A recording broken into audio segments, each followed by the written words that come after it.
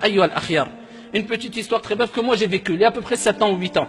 7 ans, 8 ans, un jeune, et je cite ce jeune-là, un, je ne cite pas son nom, deux, j'espère que ça soit un exemple et une leçon ici pour l'ensemble des jeunes, particulièrement pour les jeunes ayyuha al-akhyar, et trois, ce jeune-là, la plupart d'entre vous bien sûr ne le connaissent pas, il n'habitait pas dans cette ville de Brest. Moi je l'ai lavé moi-même.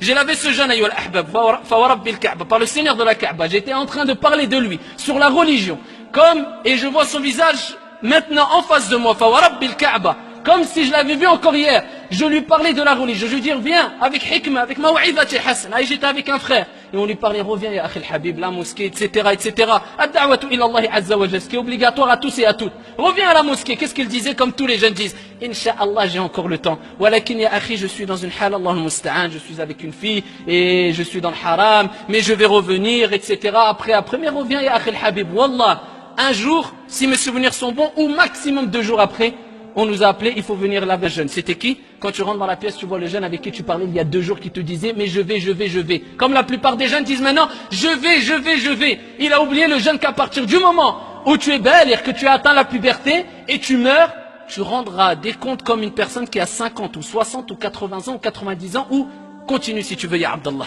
C'est la même chose. Si tu as le premier signe de la puberté, tu es pubère. Tu es considéré un adulte en islam. À ce moment-là, si tu meurs à 16 ans, tu rendras des comptes comme une personne qui a 60 ans. Et tu rendras des comptes sur toutes tes responsabilités que tu avais, ayyuha al-akhyar. Et cette personne-là, il est décédé. Dans quelle situation il est décédé? Et on demande à Allah Azza wa Jal dans tous les cas de lui faire miséricorde. Il est mort.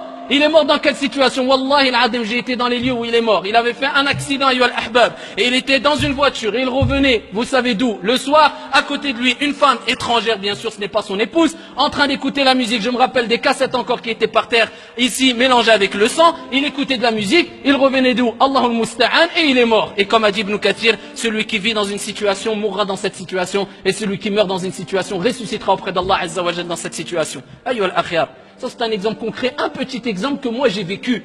Ayyuha al-ahbab. Que dire de nombreux jeunes, ayyuha al-ahbab, je ne dis pas que dans la France, dans le monde, qui ont vécu ces situations malheureusement. Ils sont morts dans des situations catastrophiques.